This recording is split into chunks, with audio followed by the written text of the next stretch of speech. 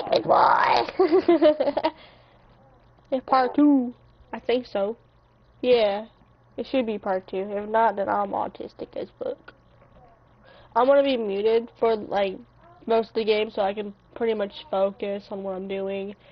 And also, I'm also eating as well, and I'm also on a phone call with that old hag man that lives like really right down the road from me. Wait, hold on. Are you saying this in a YouTube live? Is there anybody even watching it? Clayton. There's nobody even watching your video. Clayton, shut up! I got subscribers. I'm not lonely. I got friends. Anyways, I'll be muted. And also, I am burping a lot. I just drank Faygo, and I burped twice, but just taken by a few sips. Give me a second. Excuse me.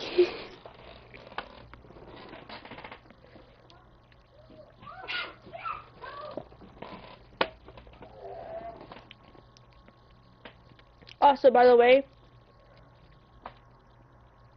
my stream is delayed by a few seconds.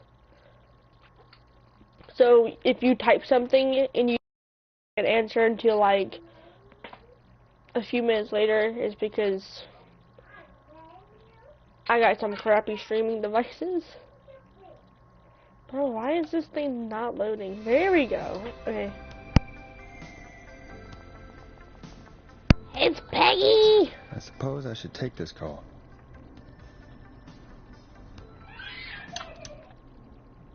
And I also have babies in the Forrest background. Nash here. Listeners, we've got another caller live on 189.16, The Scream. What's on your mind, caller? Hey, Forrest. I just wanted to phone in and say that I think I speak for everyone when I say that you're providing a real service for Gallows Creek tonight. It's cool what you're doing, man. Well, I'm just doing my job, friend. Anyway, tell me about yourself. What's your name? Are you keeping safe tonight? Yeah, man, I'm good, thanks. I'm at my roller rink, trying to get everything ready for the Harvest Festival tomorrow. I had a guy from Starling Security here earlier installing the Starling 4000 system, so I'm a little behind.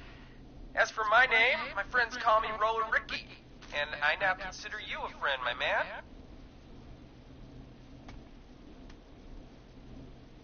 We're friends now, huh? Well, that's kind of you to say.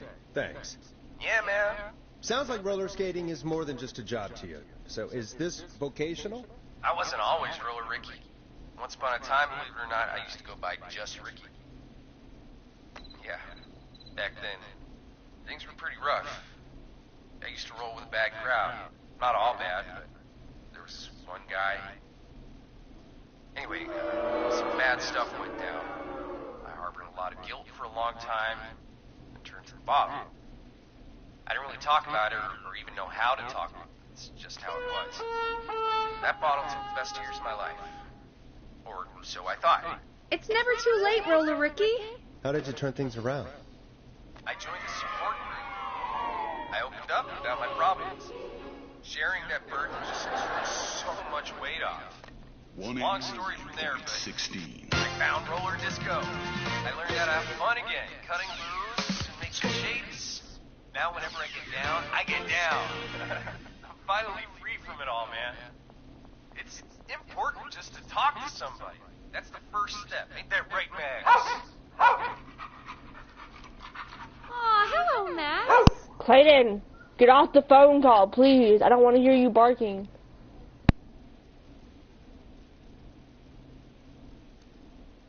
Well, he certainly sounds like a good boy. Max is my emotional support dog. He's a rescue dog, but I always say he's the one that rescued me. He's the best dog a guy could ask for. Of course, the first thing I did was teach him how to skate. He's better than me now, a real pro. Max can skate. Yeah, man. At first they said it Yes, couldn't I be done, did. and then they said it shouldn't be done. But Maxie loves the rink, man. Is that another train, Maxie? Maxie loves trains, man. He's even got that special how to greet them.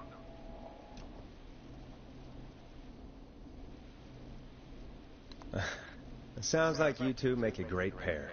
Maxie appreciates all the positivity you're throwing out, my man. You know, I'm actually hosting free skating lessons tomorrow at the festival. I think it's a great opportunity to give back to the community. I should join the NBA. I'm a great basketball Got me player. itching for a boogie. Before I switch my radio off for the night, could I request a song for us? Something I can groove to, you know, something funky.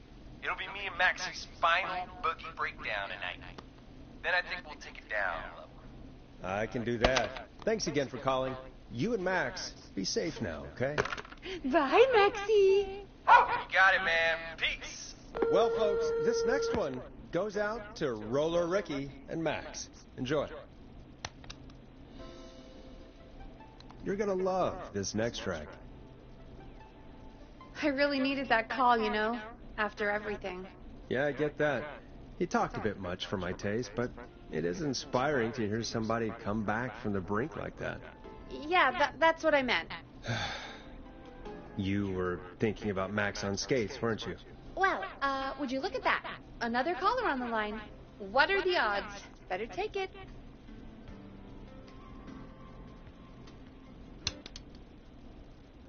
Welcome back to 189.16, The Scream.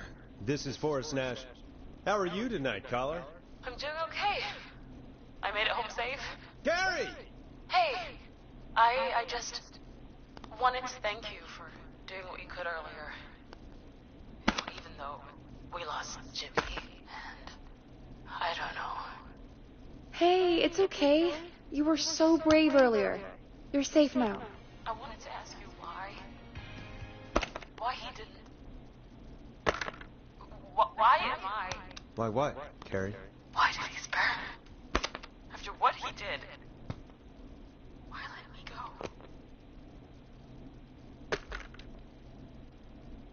Maybe he didn't kill you because he saw you as a victim. Maybe. But why did that stop him from killing me too? After everything he did to... These stupid hazing nights have to stop. Carrie, you did so well tonight. Stay safe and rest. Help is coming to Gallows Creek. We just need to hold on. Thanks, Peggy. Hey, Forrest? Could I request a song? Of course, Carrie. What song? Any song by Blast Processor. And thank you. This next one goes out to Carrie.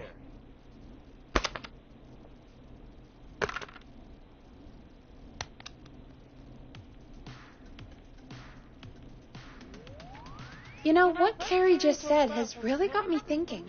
About what? The whistling man left her alone. Why? There must be a reason. When it comes to masked whistling killers, I don't think a reason is a key part of their process. Well, it's something What to am I consider. doing? I need to take a break. If you want to I'm stretch getting your legs, songs and now's doing the an time. achievement. Just hit the Peggy button when you want to get back on air. Peggy. Your name's a little suspicious if we take the GY off at the end.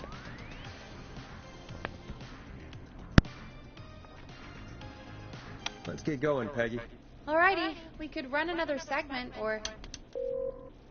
Scratch that, Forrest. We have a caller.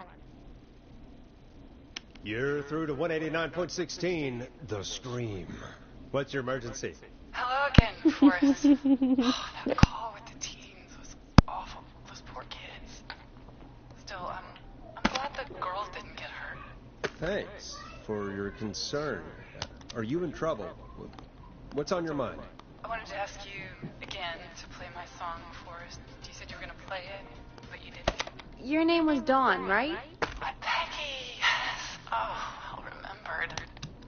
My name is Dawn, and I wanted to ask you again to play my tune, Forrest. Long Ride Home. You know, the one that Peggy said she threw outside the window? You must really love that song. If you're calling up to ask for it when you know we don't have it.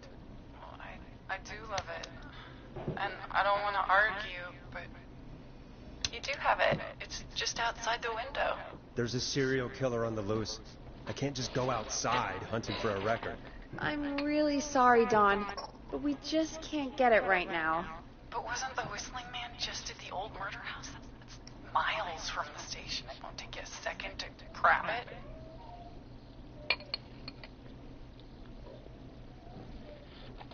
Nope. I'm sorry, Don. I'm just not going out there. Oh, but I think you will. Forrest? Peggy, I'm calling with more than a request. I know something. I think I know who's gonna be next. What? Are you serious? Play my song, Forrest, and you'll find out.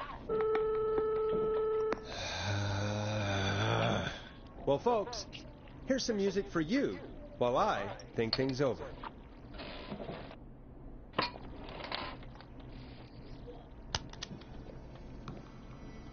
Here comes one of my favorites. Is she serious, Peggy? She's serious about hearing that song, that's for sure. Peggy, I mean, is she serious about... I don't know, Forrest, but we don't really have a choice, do we? If she's telling the truth... All right, I'll do it. You're a good man, Forrest. I'll slide you the key to the fire door. Wait.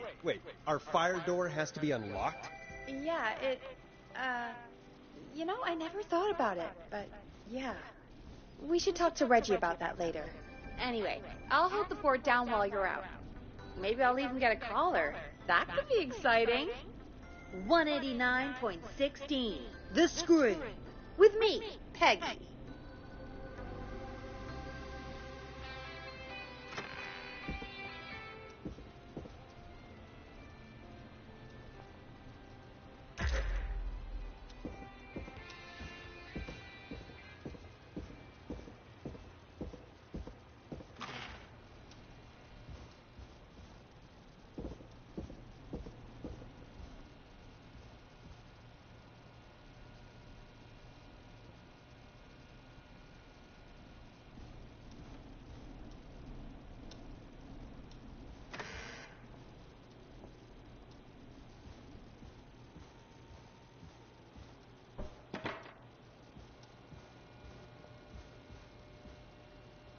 I'm not getting in there tonight.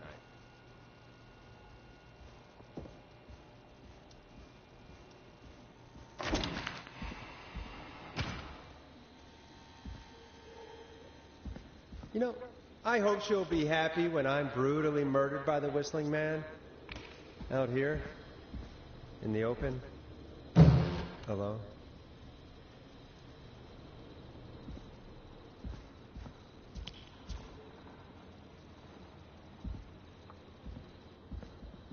Oh my gosh! Come back! Come back! Oh, there it is. Here it is. Long ride home.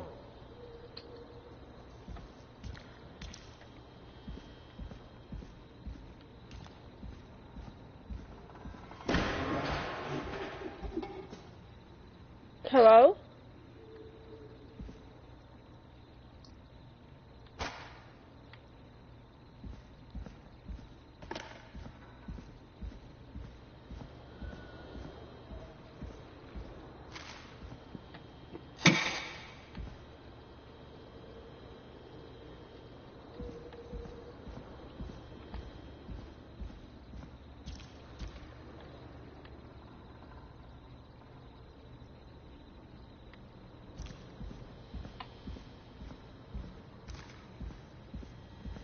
Of course, it locks behind me. And of course the key doesn't work on this side. Fantastic. Well, this is broken. Looks like it'll be secure at least. Great. Guess I'm going to have to fix that elevator.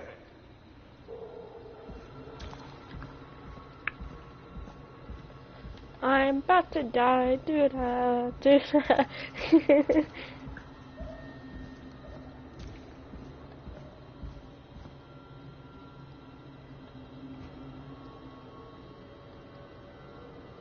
Looks like I'm gonna have to hunt around for some new fuses.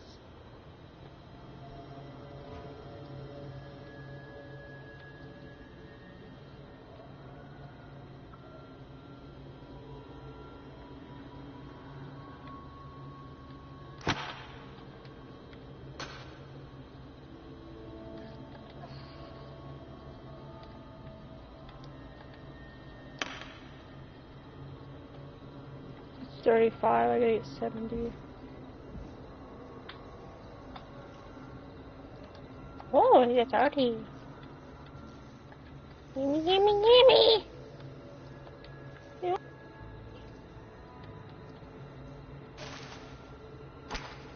Ah.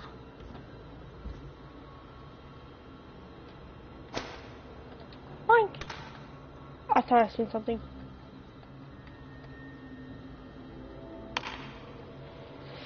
$65. I just need to find a 5.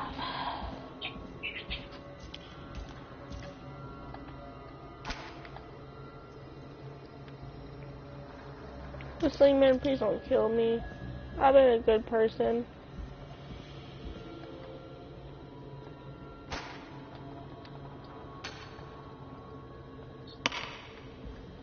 Bingo!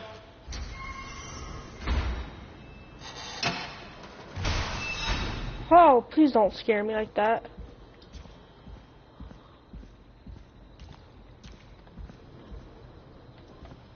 That looks suspicious.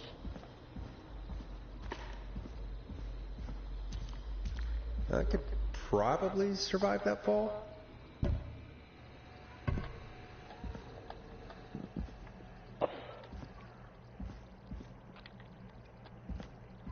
Looks like the janitor's closet. What did Peggy say his name was? Clive?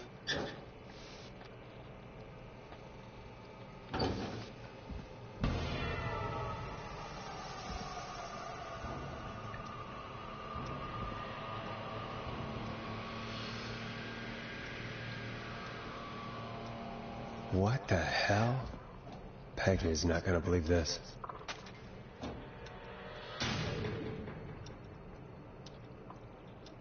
Huh, there's a key.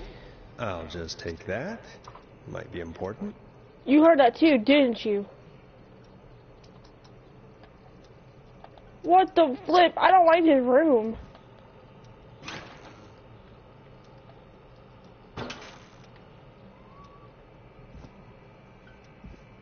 Can I get out of here? I had like a breathing. That's what I heard.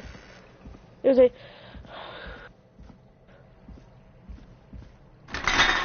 Oh! I ain't touch you! Casper after me tonight. I wonder how the show's going.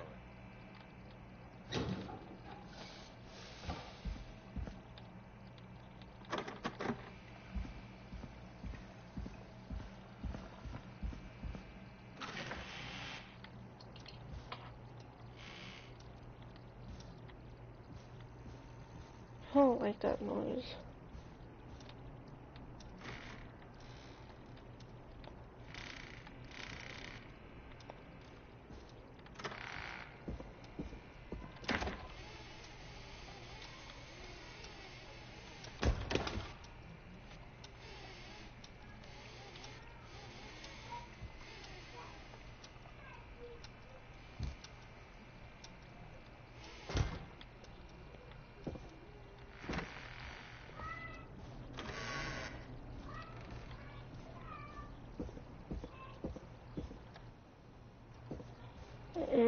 I don't want to be down there no more.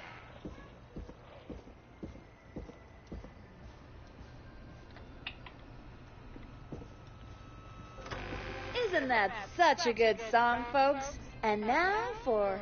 Jesus, Forrest, you've been gone for ages. I thought something had happened. Something did happen. Clive, the janitor, might be Clive, the murderer. What? I'll start from the beginning. The fire door locked behind me.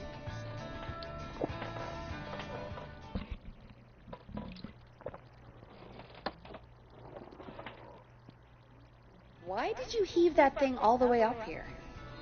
Because the basement's creepy as hell, and I don't like standing around down there. Fair. Alright, let's run through this again. We have a creepy board you found in a creepy basement, made by our creepy janitor, who you think is the creepy whistling man. Yep. And on the creepy board are the names Chuck Brody, Kim Walker, Rebecca Allen, and Aunt Williams. Correct. And you think one of these people will be the whistling man's, Clive's, next target. That's right. And we've got to find him. You said there were 4 locations listed there too? The hospital, the power station, the gas station, and the trail. Clive must think the target is at one of those locations. Forrest, you're gonna have to figure out if any of the potential targets are at one of these locations tonight. Hit the button if you need any help.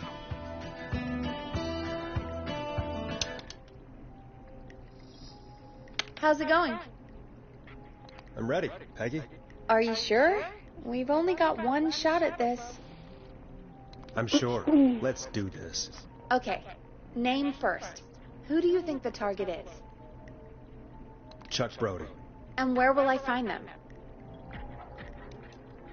The gas station. Okay, I'm dialing. One moment.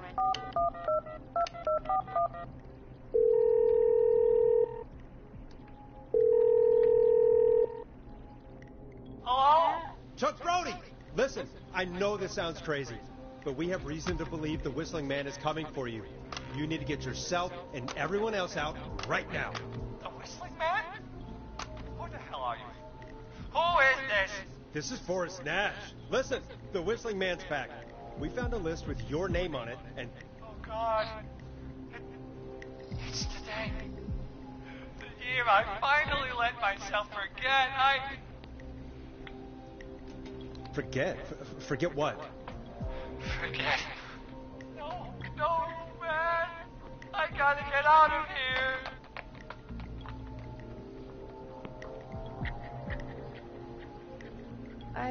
I think he ran off. Well, fingers crossed that Chuck... Jeez! It sounds like something blew up! He's using bombs now? Is Chuck? I don't know. Hang on, we're getting a call. Hello? Chuck? Chuck! Forrest, the whole goddamn gas station's gone up. Is anyone hurt? I don't think so. I got everyone to follow me out. The town's only ambulance was blown to hell, though. Yeah, damn it, that fireball threw me. I've got to get to the hospital. I'm not feeling great. Forrest, man, I can't thank you enough, but... damn, I gotta go. Wait, Damn it. We lost him. What was that about today? Oh, Forrest, the call board is lighting up. Get us into some music while I deal with this.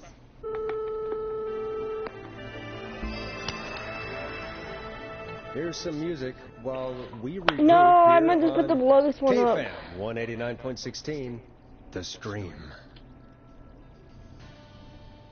Dang. I wanted to make Tommy like, blow this up and just like, Forrest.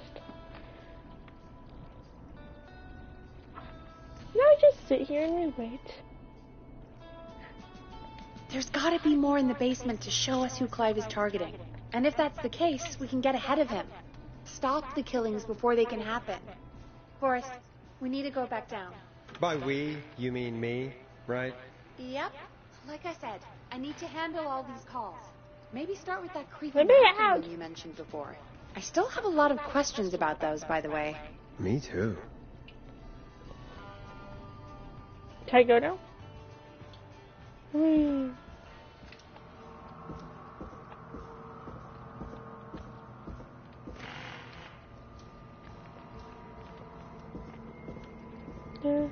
I'm gonna die.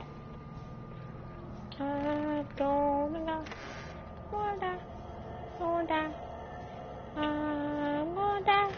Gonna die. Gonna die. Where was it again? Who's in here? Oh, I don't want to be down here. It's creepy.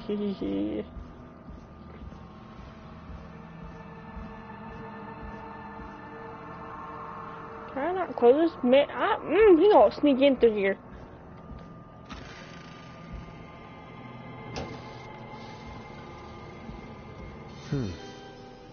A key? Was this always here? I must have missed it when I brought everything upstairs.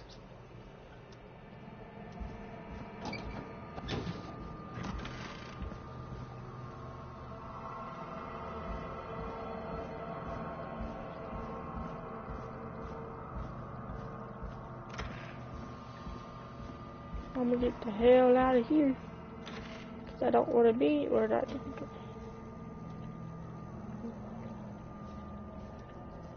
Ah, right here.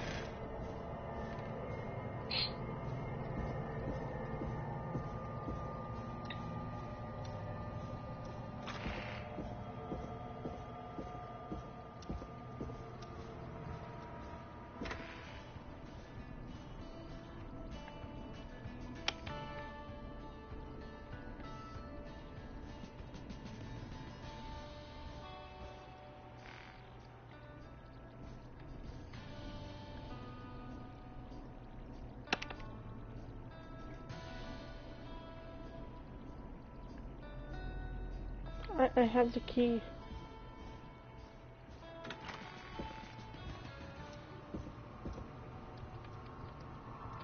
Meow, Peggy. That's not opening.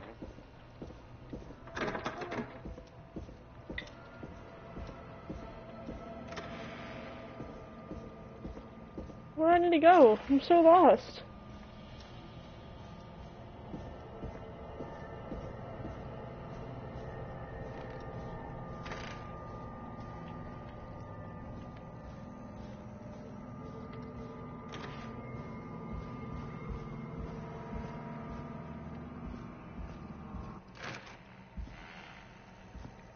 Hey, Forrest! Peggy, give me some warning before yelling down the intercom. Sorry. Buzz the intercom when you find something and want to discuss it.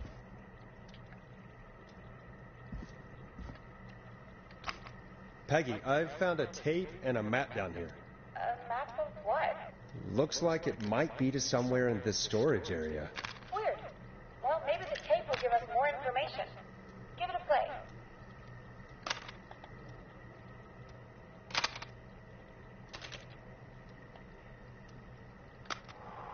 George Barrow, 1968. That's when this all began for me.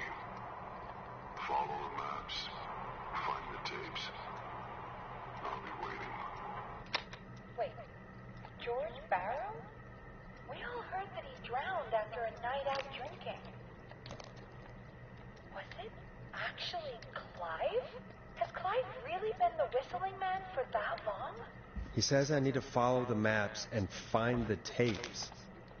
I guess that's what this map is about. I think we need to see what else is hidden down here. Be careful, Forrest. Keep looking. Buzz the intercom when you found something. Time of autopsy is 7 a.m. Cause of death is asphyxiation from drowning. The degree of rigor mortis indicates that the subject has been deceased for 5 hours. That puts the time of death.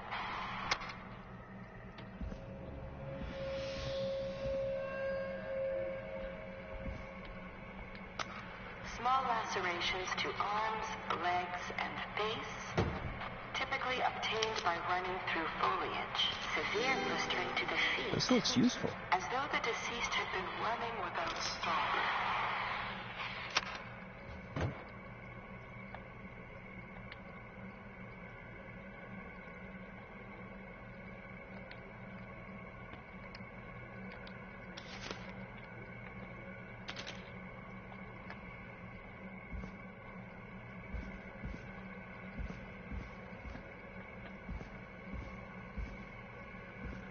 I don't like it back here.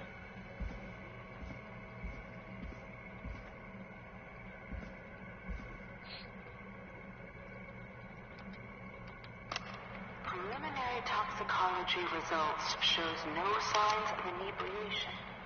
However, a high amount of cortisol was found, indicating elevated levels of stress in the immediate moments before death.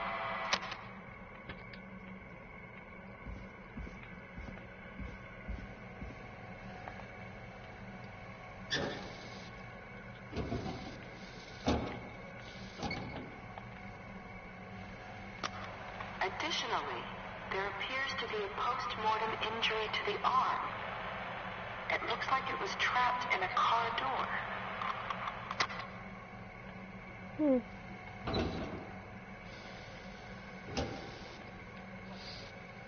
No.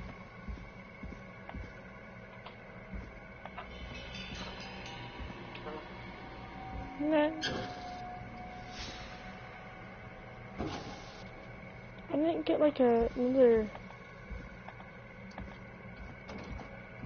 Oh.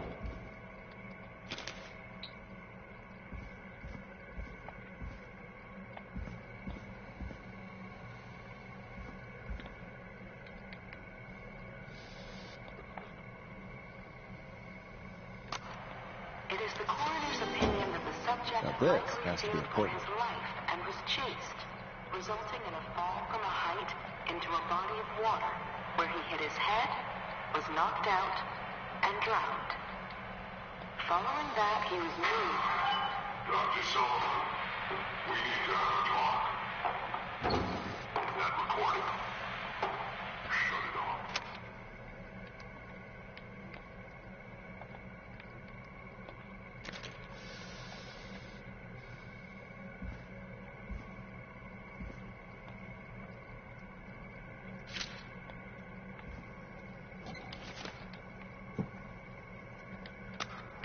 If you're listening to this, then I'm probably dead. What the? I'm a man who likes to stay informed. Ooh, a new vinyl for my collection. Newspapers all over the country. A few weeks ago, I noticed headlines cropping up in those papers, one after the other. Each headline about a murder. Each murder, the death of someone I knew almost 20 years ago. And each one drawing closer to Gallows Creek. Drawing closer to the anniversary. None of us are innocent, but I don't think we deserve killing. All I hope now is that I can save some folk from the worst. That I can. I don't know. Do something to make up for what I did back then, I guess. I didn't kill anyone, mind you. But that's past mattering. Now, there's more I could say that I should say. But my employer made it clear that my family would pay a high price if I ever I spoke. didn't mean to do that. I'm sorry. I made a mess in the office. Hopefully I've said enough for you, listener, whoever the hell you are, to start putting the truth together. What the hell? Peggy is not gonna believe this.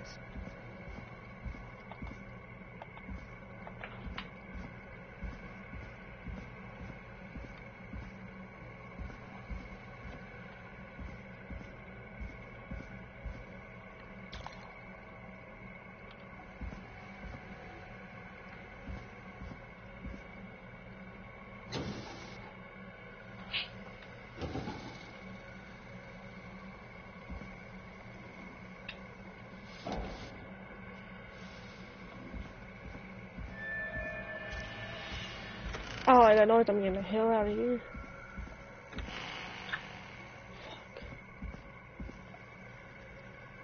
What have you found, Forrest? It's an autopsy tape. Doesn't say for who, but I think it must be for George. Poor George. He was so young. Something's bugging me, Peggy. What do you mean? I swear I recognize the voice of the woman talking on the tape. I just can't place it. Seriously? Do you think you've met her before? I don't know. I mean, I just got here recently. I don't know. Found another tape. It talks more about how George died. What did it say? It sounds like he was running for his life. Sprinting through trees and bushes, getting cut up all over. What would drive someone to do that? I'm not sure yet. There's also a tape about a toxicology report. There were no signs of drinking or that he was on anything. What? But everyone said he went swimming drunk and drowned. It was in the newspaper and everything. I found a written autopsy report. What does it say? According to that, it's just like you said at the start. George drowned after getting drunk. Said he liked to fight, too. But That contradicts the tape. I know. And I think I know why. There's a note with the report that says, "I'm sorry I made you do this, Virginia." If it was on the autopsy report, then Virginia must be our coroner. Wait, the caller from earlier, when we had to call the takeout restaurant, wasn't her name Virginia? We need to call her back once we finish down here. It looks like she might know something about what's going on. I found a tape that introduces a new detail to the story. Post-mortem injury. Apparently, his arm got caught in a car door. A car door? Yeah, after he died. How do you suppose they can tell? How can they tell? I'm a radio producer, not a coroner. The written report I found doesn't mention it at all. How did his arm get trapped in a car door after he died? Unless he got it when the police collected his body, I guess someone else must have moved it after he was dead to where he was eventually found. But the report, what is going on here? I found a police report. Mentions a friend from earlier, Sandra Sharp. Sandra. The jazz runner? That's right. She found George's body washed up at the reservoir. The reservoir? Yeah? What's strange about that? George got cuts from running through foliage, right? But there's no forest around there. Also, how did it wash up at the reservoir? What do you mean? Reservoirs don't have tides. But that's what the police report said. It's not possible, though. I did a school project on reservoirs and got an A. But, yeah, not important right now. The important thing is that it doesn't make sense. What are you suggesting, then? That the body was originally found somewhere other than what the report suggests? That the sheriff tried to cover it up, but accidentally let something slip? Something like that. I think. Well, Sheriff Matthews wrote the report. If he hadn't been eviscerated, we could have asked him. True. But Sandra is still alive. Once we're done down here, we should give her a call. In another tape, the coroner comes to the same conclusion as I did. George was running from something. Maybe an animal? Maybe, but then there's this next bit, where the coroner thinks he was moved post-death. So she agrees with us. At the end of the tape, someone burst in and demanded Virginia stop recording. I think it was Clive. This is starting to make sense now. This is a conspiracy to cover up what happened to George. I think I found Clive's last recording. I think Clive might be gone. Gone? I found a confession. Not for any killings, but for playing a part in covering up George's death. He left this behind in case he died. He hoped someone would find it. Stab. The Sling Man already got him? Possibly. We've had a lot of callers tonight, but maybe wanna not stab every someone. victim made it to the phone, you know? We don't know how many there really are. Christ, Forrest, that's dark. I know, but Clive said he had read about other murders in other towns, and that the murders were all folks who knew about the incident. And the killings were getting closer to Gallows Creek. He said he wanted to do something good for once. The board in his office.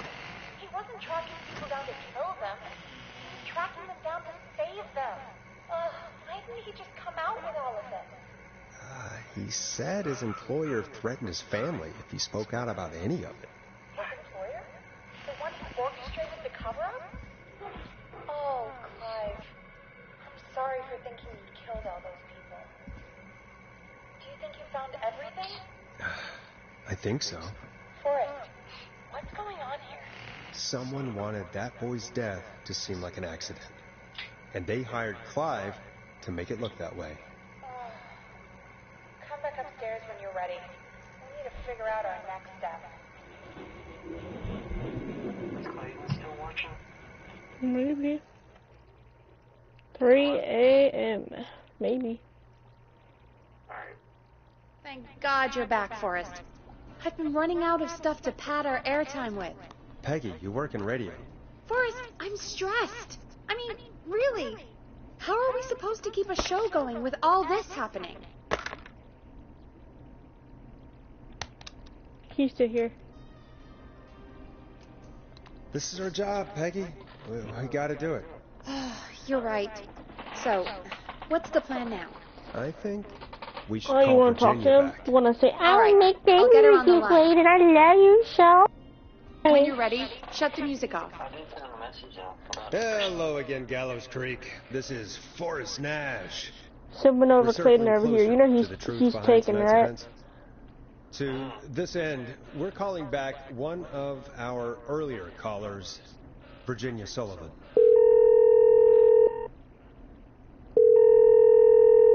Fredman Plunker here. Who's this? Is it you? Goose. Plunker, hey, it's the Radio Man, Forrest Nash. Radio Man? What's up? Solving mysteries, saving lives. The huge. Right on. Plunker, what are you doing at Virginia's house? She asked if we could stay and keep an eye out for that whistling turd. So we're hanging out, bro. Well, that's big of you, Plunker. Aw, it's nothing. Can I speak to Virginia? Sure thing, Radio Man. I'll just go get her. Who is this? Hey, Virginia, it's Forrest. I'm glad you're still okay. Oh, Forrest. Sorry, I'm still jumpy.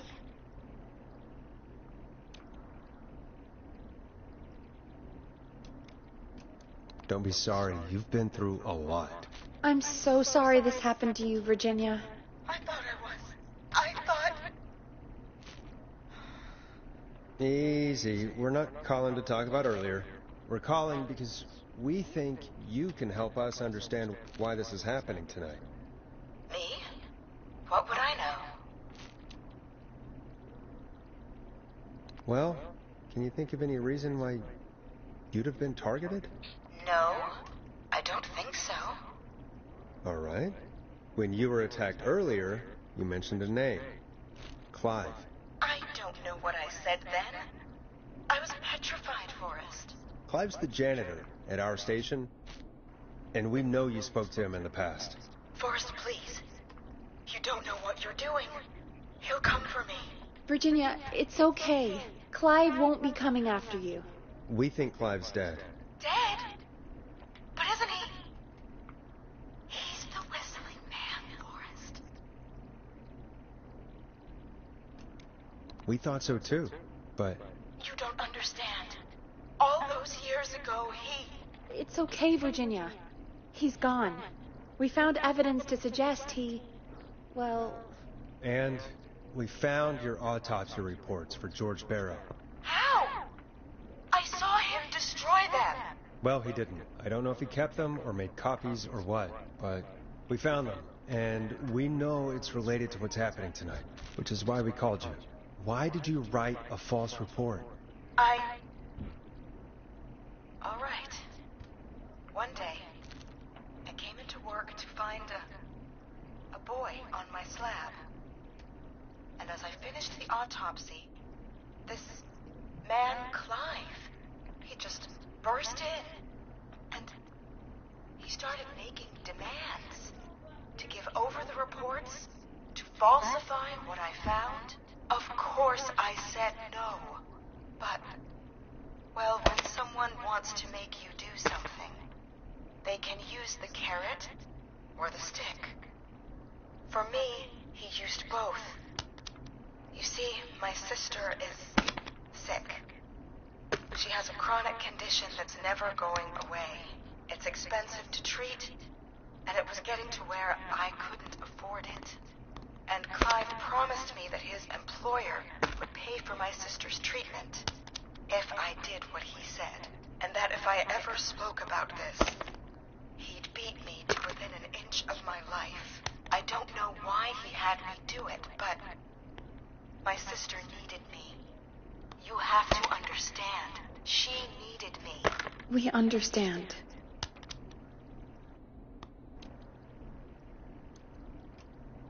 Thank you, Virginia. That was brave. God, I just want this nightmare to end. This will help end it, Virginia. Thank you. Stay safe, Virginia.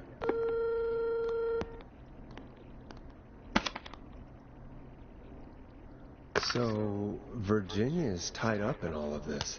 Clive threatened her to keep quiet about George's death. But for who? Why cover up these details? Well, we know Sandra was involved in George's death. Do you want to call her? I do. All right, but before we go asking questions, I think we should know what we want to ask. Is that fair? Yeah, we need to ask her about finding the body. She was the one who discovered it, but something just doesn't add up. 100%. She knows more than she's saying. I wonder what she's hiding. We'll hopefully find out soon. Anyway, just be careful when you're talking to her. Don't push too hard. We don't want her to hang up. I'll be careful. All right, calling her now. Hopefully she's at her jazz studio.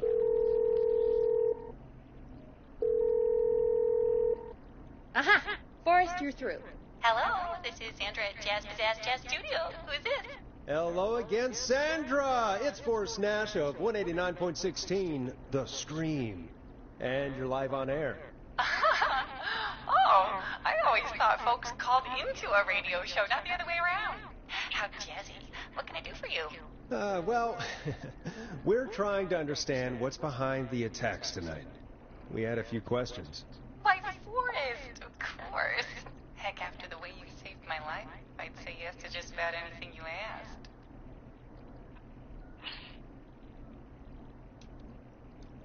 Really? Well, that sounds nice. I might just call you back tomorrow then, too. Oh, you got my number. But what about tonight? Is there anything you want to talk about right now? Remember why we called, Forrest? Of course. Do you know why the Whistling Man might have Whiskey. targeted you? Oh my god, I was shut now. Knife-wielding psycho with superhuman cardio. He'd chase after anybody. Right. Well, we think he might be chasing specific people. People who know about the death of a boy named George. Oh, I don't know anything about that. Sorry.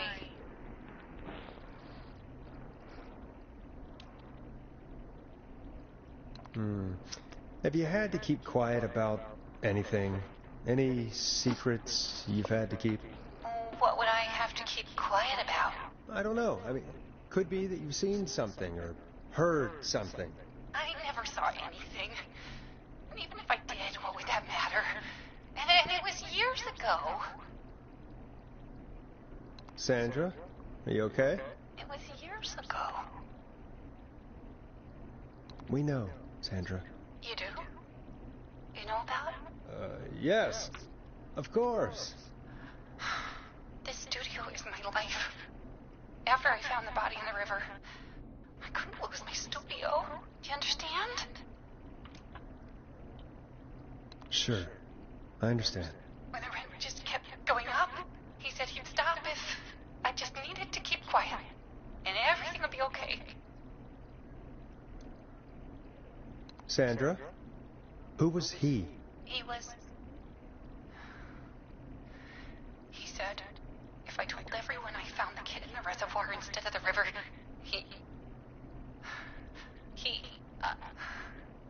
I'm sorry. I can't do this. And she's gone. I don't think that could have gone any better. You truly did great, Forrest. Well, folks, if anyone out there has any thoughts on what's going on tonight, please call in. That's good timing. We've got a call waiting just this second. Welcome to 189.16, The Scream, with me, your host, Forrest Nash. Hi, Forrest. Oh my I know gosh. this is really out of the blue with everything happening tonight. But I wondered if you could send a special birthday message to my uncle. You know what? I'd welcome a change of pace. I'd be glad to. Thank you, Forrest. He's my Uncle Ronnie. His first name's Peter, but he never liked his name. But since he always had salt and pepper hair, even as a kid, can you believe it? Folks always called him Pepper. Thanks for the history lesson. Is there anything besides happy birthday you would like to say to Mr. Pepper? Oh my god damn it! Yes! Tell him he can get the best birthday deals and party packages here at Putney's Pizza. Starting at just... You son of a bitch! Stop calling us! Sorry, Forrest. Let's just move on. We've already got another caller on the line. This is 189.16, The Scream. I'm Forrest Nash. You're on the air, caller.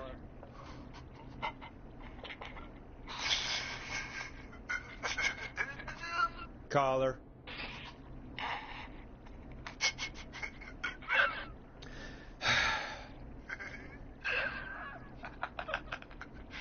Ponty.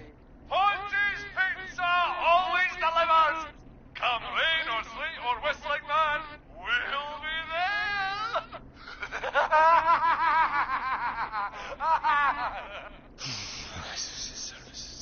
there.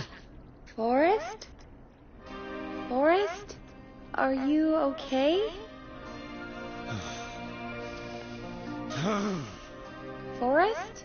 I hope the Whistling Man gets in with his own pizza slicer. Jesus, Forrest? Sorry. That was too much. It's okay. It's been a high-stress night. Don't worry about him anymore, okay? Not for tonight, anyway. I think he's spent for now. We've got another call, whenever you're ready. Folks, don't spend your money at Ponty's Pizza. That's all I'm gonna say about that. Moving along, I'd like to welcome another caller to 189.16 The Scream. With me, Forrest Nash. Who may I say is calling? Well, hello again, Forrest. Don. Don? We played your song, Long Ride Home. Did you hear it? Can you tell us? Never mind that now. First, I'm calling because I need your help. Are you in danger? I sure am. Do you mean... Yes, he's after me now. you? I think so. He must have heard me on the radio helping you. Helping? You didn't exactly help. Maybe I've been helping more than you know. I was out following a lead, trying to work out who would be next, after Chuck. And what happened? And I started to feel like I was being followed. I came back to my apartment building, but this newfangled security system has me locked out. I need you to help me get inside.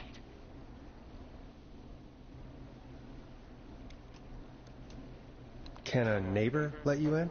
I only moved in last week. I don't know anybody yet. There's not even a buzzer here, only the keypad for the entry code. I need that code to get inside. Which apartment block do you live in? Maybe one of our listeners lives there too. It's the new Woodside apartment building between the town hall and the trailer park. But I doubt any of your listeners live there. I don't have many neighbors. Sounds like a prime piece of real estate. The sound really carries at night. Shit.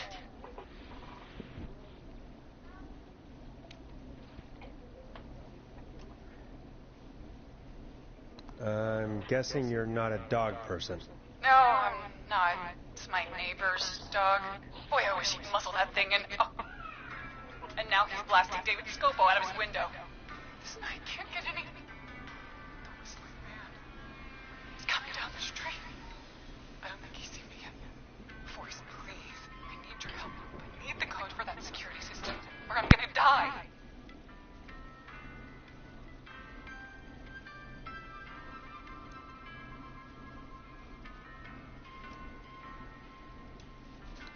What's the name of the security system? There's a sticker on the box. It says Starling Security 4000. There's a keypad, and it looks like it wants a 6-digit number.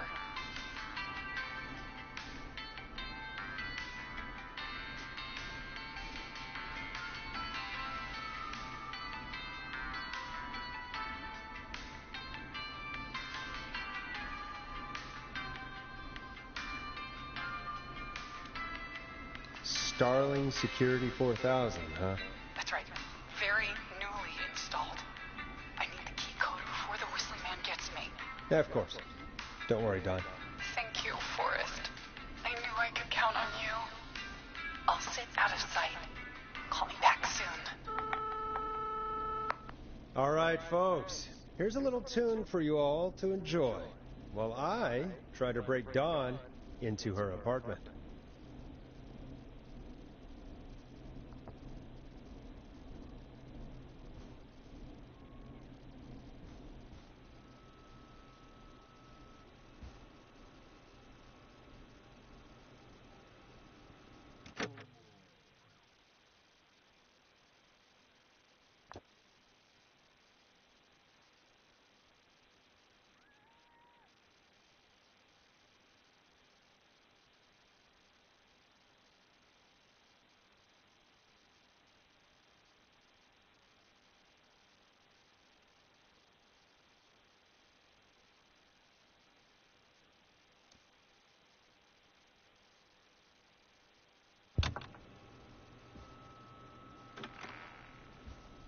I better put a record on.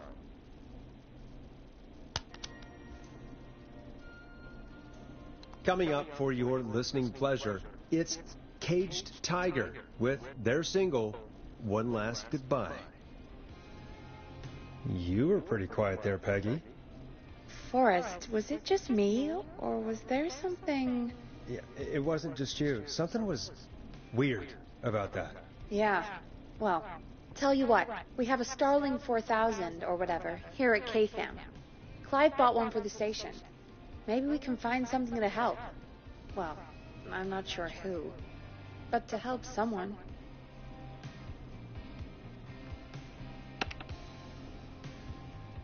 Okay, so she's locked out of the Woodside Apartments, and somewhere Clive probably has the papers for the Starling 4000.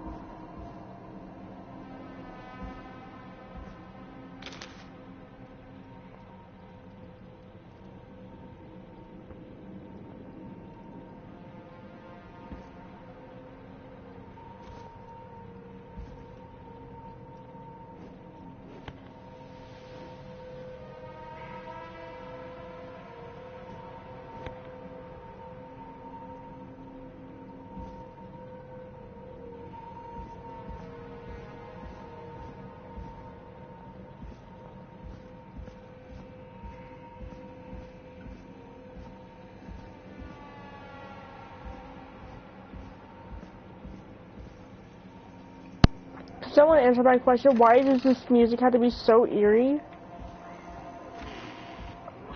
I don't like this. I couldn't find it. I swear, if it's in my office, I am going to lose my...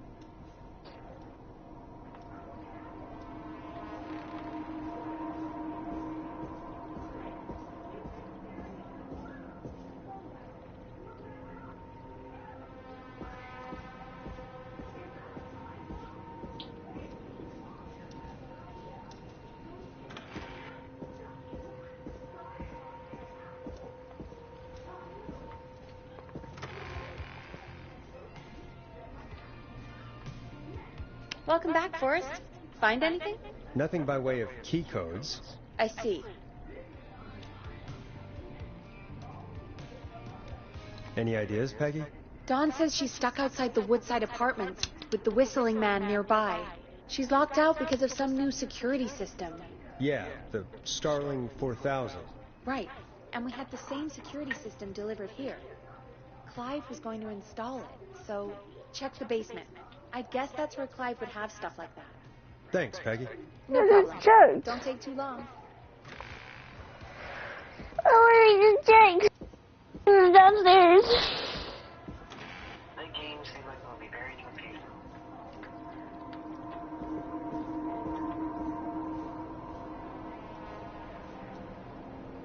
Woodside Apartments. Coming soon, hmm?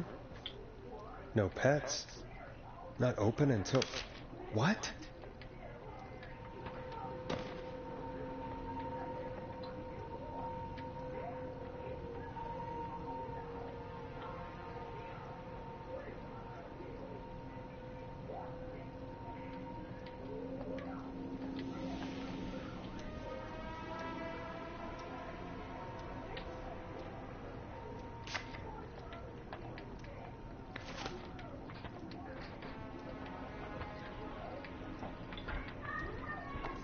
Okay.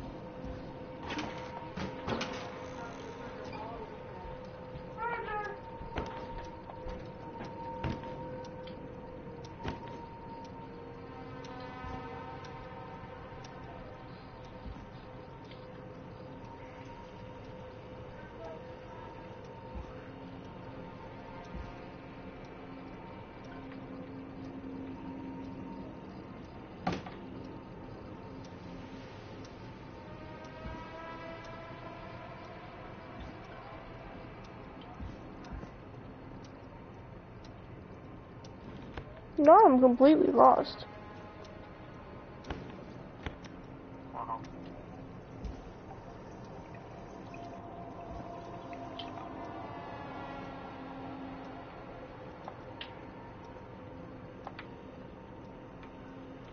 I hope I didn't throw it. 'Cause I got multiple papers, I just needed them.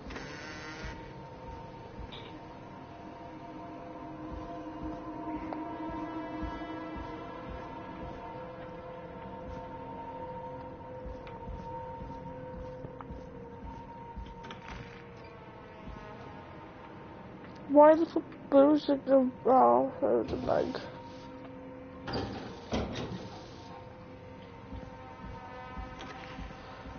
I don't want to be here no more. This place is creepy.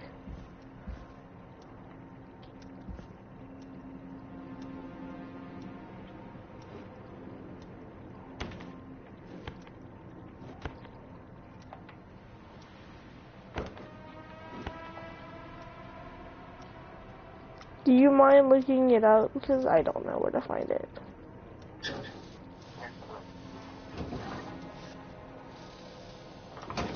Alright, will you be looking?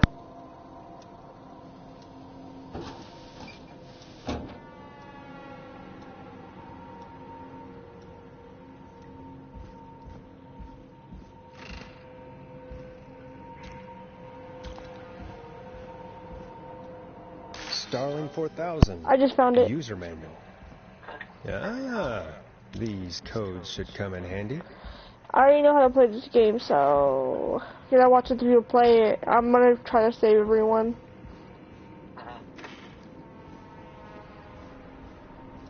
But also it's more achievements for me, and also games that I can play by myself.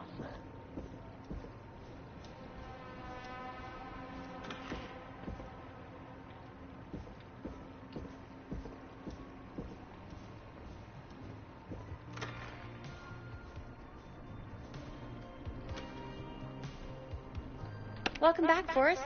Find anything? The Starling 4000 security manual. It's got a bunch of codes. Good. And did you find anything else? I found a flyer for the apartments. They're not open for move-in till next month. No pets, and they're located pretty far from the trains. Ah, so Dawn probably isn't trying to get into Woodside, is she? Doesn't seem like it. All right. Well, I'll get Dawn back on the line then, Forrest. I'll let you take it from here. Thanks, Peggy. Line 1, whenever you're ready. Dawn, are you there? This is Forrest Nash from 189.16, The Scream. Oh, thank God you're back. I'm so afraid. What's the code to the gate?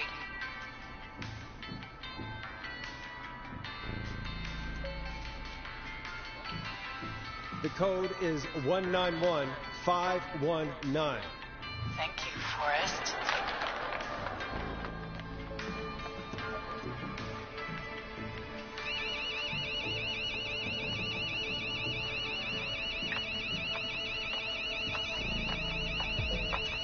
Son of a bitch. Ah!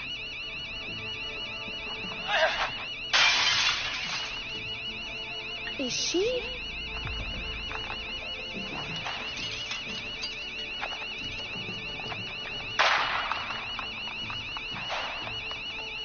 Yeah, stay out!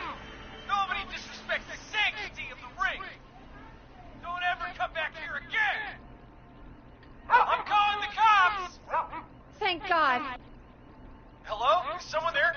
Ricky, get back inside and turn on the radio. Whoever that was, she was trying to break into the ring. She? Forrest, man, you got no idea. That was him! That was the whistling man! The alarm gave me just enough time to get my rifle. I don't like hurting folk, but I can't let anything happen to Maxie. He's my best friend, you know? Listen, man, I'm heading back inside. Gonna barricade that window. My man, thank you. You and Peggy can skate for free whenever you want, forever. That's a done deal. Thanks, Ricky. Can't wait. You got it. Talk to you soon. Okay, Gallows Creek. Here's some music while we process what just happened. So, the whistling man is a woman? I had my suspicions. Yeah, sure, Forrest. You just never mentioned it. She called up. You spoke to her multiple times.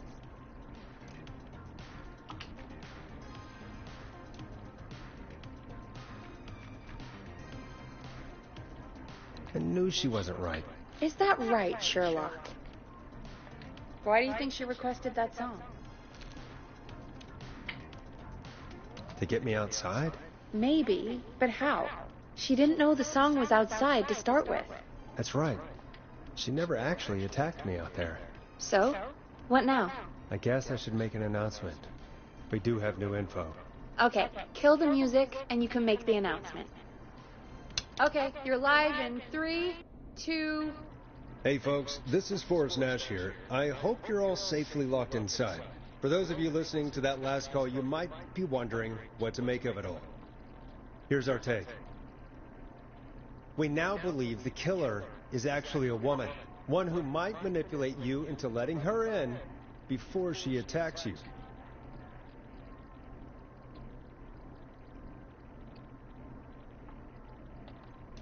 I'm sad to say, but it's time to trust no one. The killer was calling themselves Dawn. This could be a fake name. If anyone needs help or you have info on the killer, please call in. You folks have my new number, right? It's 911. Hopefully, our next caller can help shed some light on our killer. Hey, we had a call come in. Okay, folks, time to take a call. You're through to Forrest Nash on 189.16, The Scream. Hey, man. Murphy? Damn straight. What's going on, Murphy? You in danger again? Nah, man. I've just been listening to the show here at home. You asked folks to call in if they could help out. Well, I'm calling. I don't know if I can can say as much as other folks have, but I figure I wouldn't be a good role model to Fernando if I didn't try to help, you know? You're a good father, Murphy. Absolutely. Fernando's a lucky kid. Oh, thanks.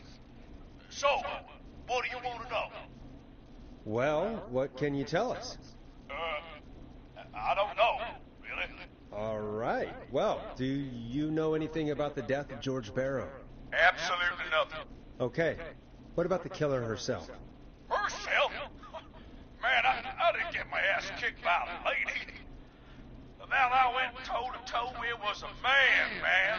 You heard the last call, right, Murphy? Yep. So you know it's a woman, and you were trained by a VHS, Murphy. I know, but... Man, how could it have been a woman under that mask? Let's just move on. Do you know anything about the history of the Whistling Man? No, sir. Tonight's the first time I ever heard of it. What? I moved here 3 years ago, man. What do you want from me? Hey, man, no worries. Just thank you for trying. Right. Sorry I couldn't help you all more, man. Now, if you'd have asked me about games... Forrest, we have a call coming in. Sorry, Murphy. I think that's all we've got time for right now. All right. I'll catch y'all with the gator talk later. Night. Well, folks, that was a bust. But perhaps our next caller has more they can tell us. Let's find out. This is Forrest Nash, and you're listening. Please help me. My name is Casey Moore. I'm at 25 Nancy Drive. My best friend's been stabbed. He's bleeding everywhere. I don't know what to do. Please help me. Easy. Take a breath. Relax. Okay. We've been out at the reservoir.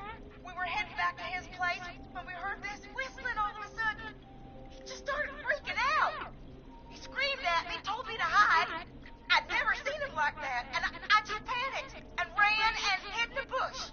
Oh no. Forrest. Then what happened? He went up the road and talked to someone. I couldn't really hear or see anything. It sounded like he might have known the person, and they just stabbed him.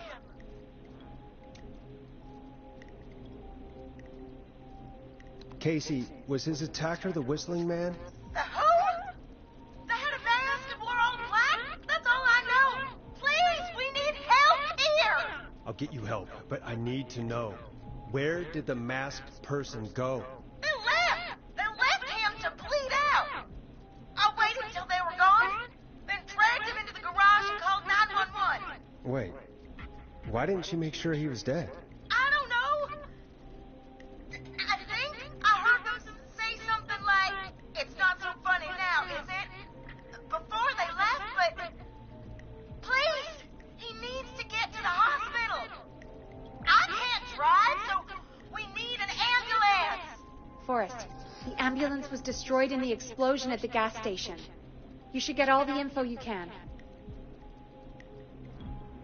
What's your friend's name, Casey? Jason Parker. Can you tell us where Jason was stabbed? They stabbed him in the stomach, and then stabbed him again in his leg when he was on the ground, and then... Oh, the knife is still there in his leg. We'll be right back. Peggy, patch us through to the hospital. On it. Phoning St. Gabriel's now. Switch to line 2.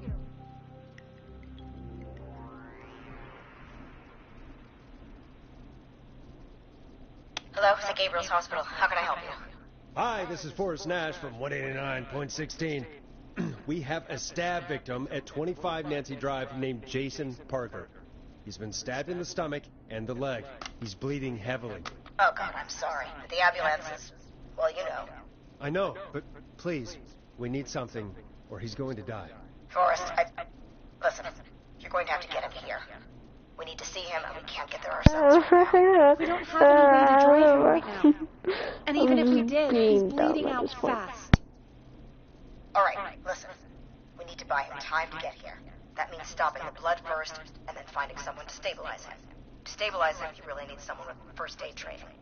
Do either of you have any? No. Me neither. Damn it. I'm really sorry about this, but I have other patients who can't wait.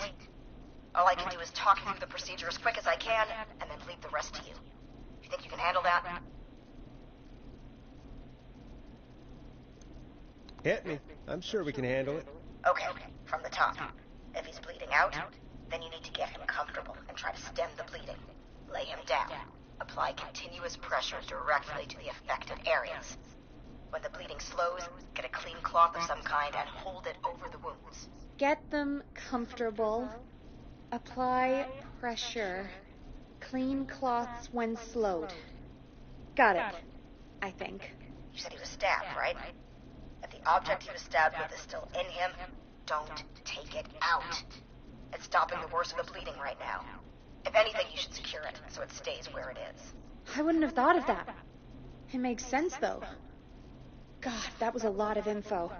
But I think we can handle this. Glad you got it so far, because there's more to go.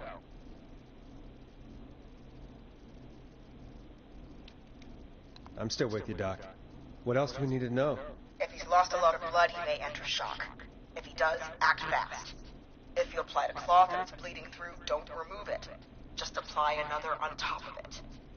If it's safe, elevate his legs to get blood circulating to his vital organs. Try to keep him warm. Get him to rest and reassure him. We need the patient to stay calm. All right, don't replace bandages, elevate his legs, keep him warm and calm. This is a lot. I'm really sorry. That's as much as I can give you right now. Try to stop the bleeding, find someone to get him stabilized, and get him here as quick as you can. Good luck. All right, Forrest. Casey's still on line 1. Hello? Hello? Forrest, are you there? I'm here. How is Jason doing? Badly. He's still bleeding. I need help. I've been putting pressure on his stomach wound since you left. But he's still bleeding. I don't know what to do. That's good, Casey. The nurse said to do that. What about the knife in his leg? It's gotta be hell. Should I pull it out? No, don't touch the knife. The bleeding will get worse if you pull it out. Are you sure? I'm sorry. I'm gonna stop making suggestions. No, don't worry, Casey. We're a team here. We're all going to get Jason through this. Casey, is his leg wound bleeding right now? I hate looking at that knife. Yeah. It's bleeding. His stomach is worse, though. I think we need to secure the knife so it doesn't move around. Do you have anything you can tie around it? Yeah. There's some laundry piled up on top of the dryer, some cloths on the hood of the car, and what else? I guess I got my jacket. Look in the laundry for something like a towel or a shirt. Hold that over the wound. Okay. Looks like I'm gonna have to buy you some new wipes, Jason. Here we go. I'm sorry, Jason. It's secure. I put pressure on his stomach again. I'm starting to think we might make it. Forrest, can I have a word? Now isn't the best time, Peggy. Can it wait? Forrest, it's kind of important. All right. Give me a second. Casey, I'm going to have a quick word with Peggy. Keep putting that pressure on, and let us know when the bleeding is under control. You're doing great. But what if something happens? We'll still be here. Just shout if you need anything, and we'll be there. I promise. Okay. I'll wait. Jason, please be okay.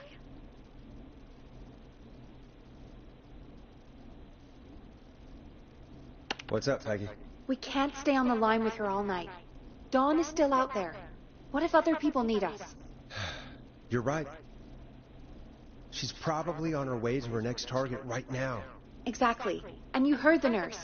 We need someone there with training who can stabilize him. He's got to get to the hospital somehow.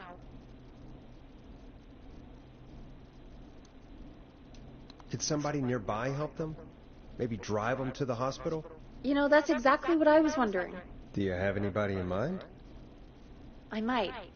A little before you started working here, KFAM did a mandatory first aid training course. Me and Karen missed it because we were away on a producer getaway. You skipped it, didn't you? Never mind. So, how does KFAM's first aid course help us? Casey said they're at 25 Nancy Drive, right? Yeah? Why? They put up a bunch of cheap houses around there about 10 years ago. So a bunch of people here at the station live around there. Do you think any of them could help Casey and Jason? Probably, but I don't know who lives there. And since I missed the training day, I don't know who knows first aid. Could you call them and ask? I don't know everybody's numbers. I've only ever called Karen. Everybody's personnel info is probably in Reggie's office. Got it. I'll look through their files in Reggie's office. It's a life or death situation. I'm sure they won't mind. Right. But there are a couple of problems with that. Go on. It's sensitive information, so Reggie probably locked it in his safe. Great. Great. Do you have any idea what the combo for the safe could be? Not a clue. Reggie's a serial note-taker, though. Maybe something in his office will give it away. Right. There is something else. I'm not gonna like this, am I? Have you ever heard, the future is floppy? Peggy, what the hell are you talking about? I'm talking about floppy disks. Floppy disks are like these futuristic things that have information on them. You put them in a computer and they do something. Peggy, I know what a floppy disk is. Anyway, Reggie decided that the future is floppy and started phasing out our physical records and replacing them with these floppy disks. I imagine it's the same for our personnel files. That's good to know. Since we haven't heard anything from Casey, I'm guessing Jason's okay for now. I'll check out Reggie's office and see what I can find. You'll need a key for that. I'll just slide it under my door now. Thanks, Peggy. I'll just have to look around.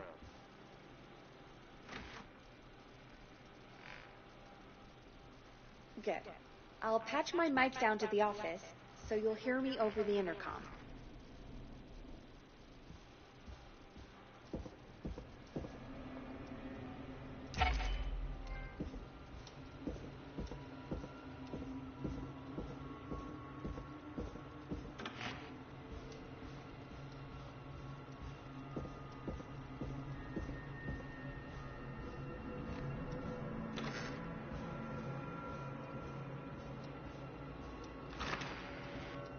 Looks like I need a 4-digit code.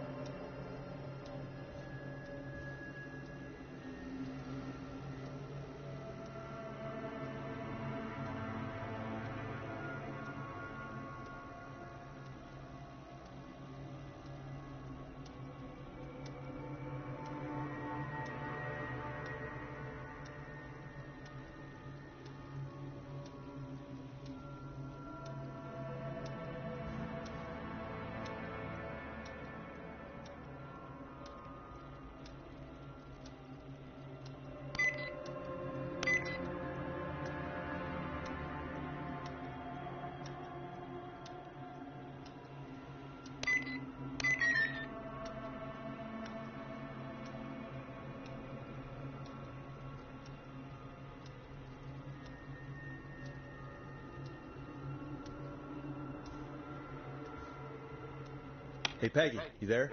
Yeah, I'm here. Did you find what we need? I can't figure out how to get into this stupid safe. No worries. We still have a little time. Reggie writes almost everything down somewhere. I'd recommend you start reading. I'll have a look around. You're probably right. I'll let you know when I find something, or don't.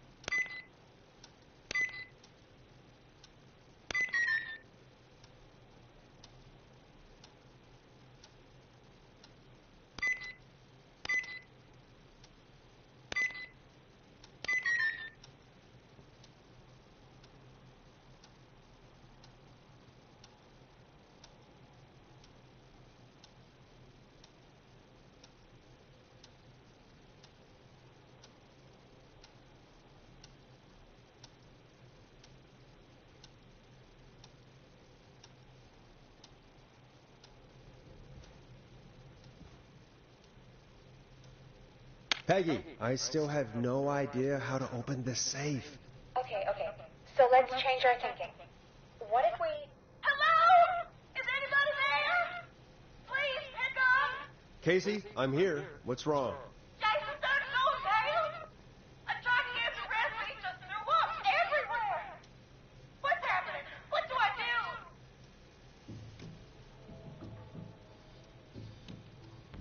do? God, it sounds like he's going into shock. Casey, just stay calm. It's going to be okay. But the police seem to slow down. Did I mess up? Jason, I'm sorry. Casey, calm down. You've done everything right. I need you to listen to me, okay? For Jason. What did the nurse say to do about shock? Casey, I need you to elevate Jason's legs. We need to get the blood flowing to his vital organs. Got it. Jason, stay with me. It's just gonna move you. This might hurt. Okay. I propped his legs up on some boxes. I'm looking at my notes. We need to get Jason as warm and comfortable as possible. Do you have anything you could use nearby, Casey? Yeah. I still have some laundry next to me. I'll wrap it in some blankets. Just give me a second. Sorry.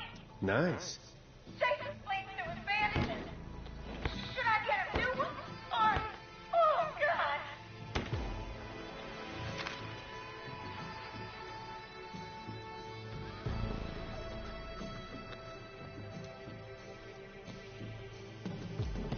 Don't remove the bandage. Apply another one on top of it. Do you still have something you can use? I used the rest of the laundry to keep him warm, so I'll use my jacket. I can always get a new one. I'll fix his bandage and get him warm. Hold on, please.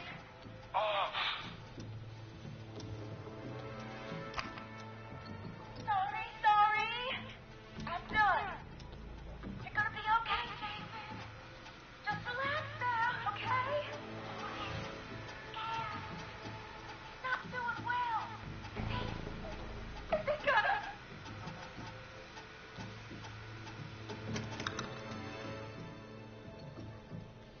Jason is going to be fine. Just make sure he knows he's going to be okay, okay?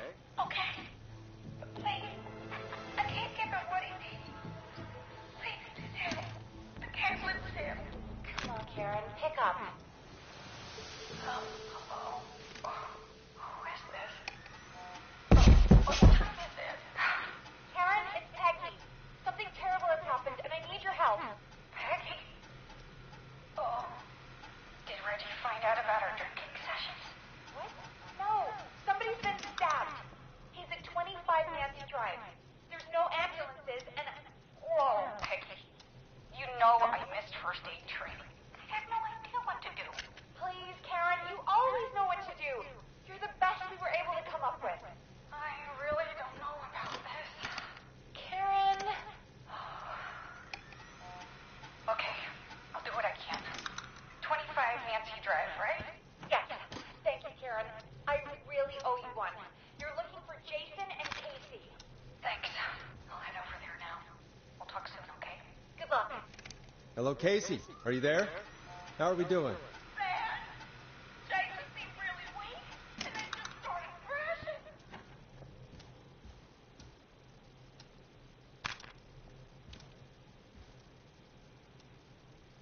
What about now? Is he still thrashing? He's passed out. Please tell me you found someone to help. Casey, help is on the way. My colleague will be there soon. You hear that, Jason? Someone is coming. You're gonna be just fine. Just hold on to me, okay? Just hold on. Come on.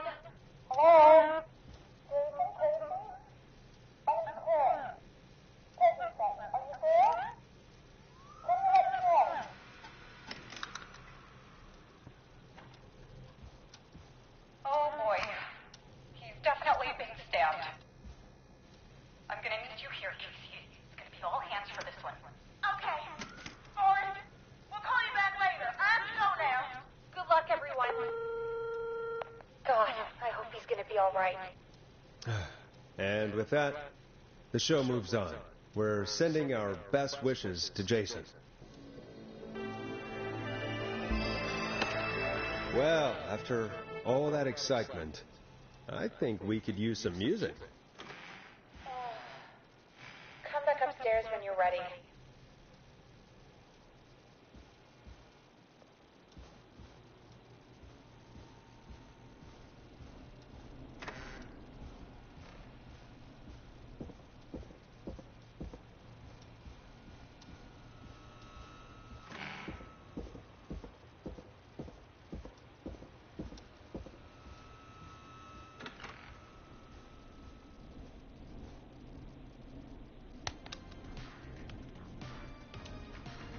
You'll like this next song. It's getting pretty late. This might be your last break for the night, so try to enjoy it. Give me a buzz when you want to go back on air. Let's roll. You got it. We've got another call coming through, too.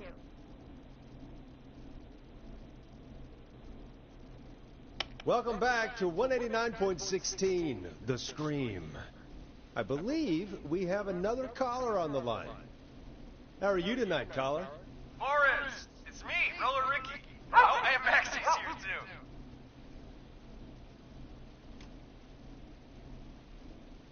Good to hear from you again. How are you both doing? Oh, we're good, man, thanks to you. You're like our guardian angel. That wouldn't be a bad look for you, Forrest. A little White Wing Halo number? Maybe something for the K-Fam Halloween party. All right, everyone, let's calm down. Ricky, I'm just glad we could help you and Maxie. Is there anything else we can help you with, Ricky?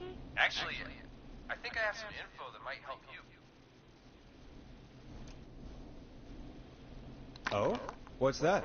You see, man, me and Jason know each other. You know each other? Yeah, we went to Gallows High and played on the football team together. He was a gnarly offensive lineman, and I was our star wide receiver. Runner Ricky, they called me. All right, and what does that have to do with tonight? Well, because George, the guy who drowned, he was on our team too. Tell me about him. What was George like? I didn't know him for long, man. Sad to say. We had our first team party on the night he drowned. He seemed like such a good dude. Ricky, were you there when George drowned? No, man. Once the party turned, I beat feet out of it. Man, I remember George and his girl there. There was a whole lot of love, man. I could see it, you know? Ricky, please, what was her name? I never got her name, man. He just called her Bean. I didn't really know her before, or see her after that. Then what did she look like? Please, tell us anything you remember. I just remember a pretty girl, man. I'm sorry. Ricky, you said the party didn't last long. What happened? We were just having a good time, and then the next thing I knew, everyone was running for their life. I looked up and saw a goddamn whistling man in the trees. And I never ran so fast in my life. I ran straight home. Didn't know about George until next morning at school. I'm guessing it was whistling night, wasn't it? That the whistling man was just another kid. Yeah. I don't know how George died, but I always felt like if anyone deserved to die that night, it should have been me. And Ricky, it wasn't your fault. You're not a bad person. I know that now, man. It took a long time to learn, but yeah, just thought I'd tell you all what I know. Thank you, Ricky. This helps. Thank you. You got it, man.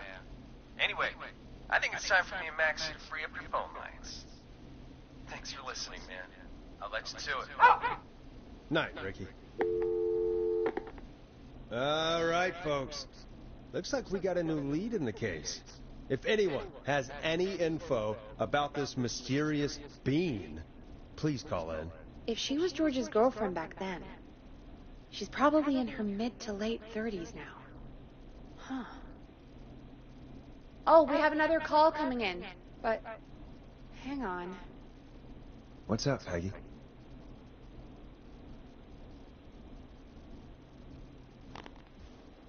Peggy? You're gonna want to take this call off the air. Who is it? Just do it. All right, folks, it's time for another track. Here's one to help you sit back and relax. We'll be right back after this. I hope this is good news, Peggy. Who have we got? Find out for yourself on line 1. Hello? Forrest, I'm glad I got back through to you. Sounds like it's been a busy night, huh?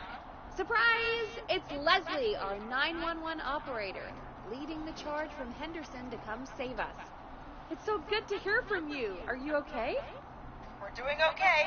Sarah and I are both happy to be headed back home. We're happy to have you too. Wait, Sarah? Oh, yeah, I mean Deputy Martinez. Anyway, we got back into radio range a little while ago. We've been listening in, but haven't been able to get through until now. Ever since you found Sheriff Matthews, it's only gotten worse. It's been a long night. Well, it shouldn't be too much longer now. I'm glad I got through to you. I wanted to let you all know what's going on. I made it to Henderson. Turns out somebody had cut the phone lines, and they had no idea what was happening. After I told them, well, their sheriff sent a goddamn squad back with me to stop this. That's great news! That's crazy about the phone lines, though. Do you think the Whistling Man cut them? I'm guessing so. I don't know how the Whistling Man did it. But that doesn't matter right now. Listen, we're coming in hot, but we need your help. I know Gallows Creek isn't a big town, but if we don't know where the Whistling Man is, we can't get him. Her. That's where you come in. You can count on us. What do you need? It might be a long shot, but here goes. The Whistling Man already called up a few times. I bet she calls again. We're still a little ways out of town, so if she calls, stall her. Buy as much time as you can for us to get in. And while you're talking to her, try to figure out where she is. We'll be listening in, so once her location is known, we'll head straight there and end this nightmare. I'll do my best. I know you will. Heck, I can see the headlines now. Forrest Nash's interview of a lifetime. Anyway, I'll radio the other cars and tell them the plan is a go. Hopefully the next time I see you, it'll be with our killer behind bars. Take care now. We'll see you soon, Leslie. Oh, thank God. It sounds like this is almost over. We're nearly through this. Best we don't waste any time then. Let's get back on air. You got it. Bringing you back live now. Welcome back to The Scream with me, Forrest Nash. The line is lit up, but before I get to our next caller, I just want to say, things are looking up. It's almost over. But for now, let's bring in our next caller. Evening, caller. This is Forrest Nash. Forrest? Casey, is that you? Are you all right? Forrest, it's Jason. What about Jason? Is he okay? He's gone. Oh, Jason. Your friend, the Trident and the Good, they said he just lost too much blood. Are they still with you? Can we... Your friend? No, they just left. They seemed really shaken. I'll have to call them up tomorrow. I can't believe he's gone. Could I have done more? You did everything you could have done. You both did. I'm sure Jason knows that. Thank you, Forrest. I really hope so. Hey, guys, I'm really sorry, but there's a call on the other line. I just need to make sure we don't have another situation brewing. It's all right, Peggy. I understand. Do what you need to do. Thank you, Casey. I'll be right back. Forrest, Yes, Casey? before Jason passed out, I asked him who did this, and Are you serious? Yeah! He said it had to do with a boy named George Barrow? It all keeps coming back to George Barrow. He said that George died during... God, what was it? Whistling night? Some kind of prank night. And that the person who stabbed him wanted revenge for George. Casey, are you absolutely sure this is what Jason said?